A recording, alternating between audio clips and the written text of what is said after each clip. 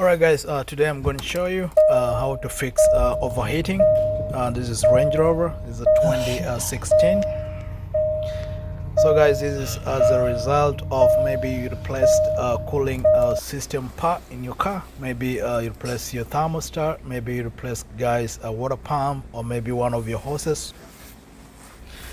And then guys, you drive your car for a while, and then you find out guys that the car is overheating. And then when you go, you check on the coolant is up to level. And then guys, this is a simple way of fixing that, and that's guys bleeding out air from the system. So the requirements, make sure guys your car is running, and then once that is on, you can open your hood. And then once here guys, make sure your coolant is filled up to level. And then once that is done guys, there's this knob here. It's called air bleeding knob.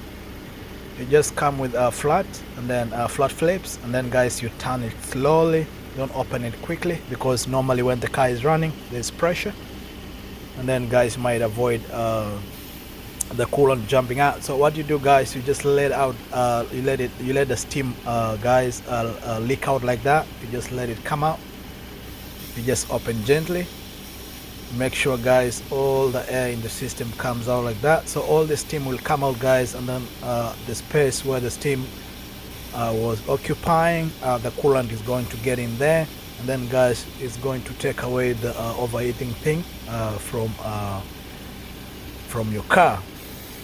So guys, you keep doing this until when the coolant now starts coming out from this knob, and then you can just tighten it back. Then guys, that will fix the problem.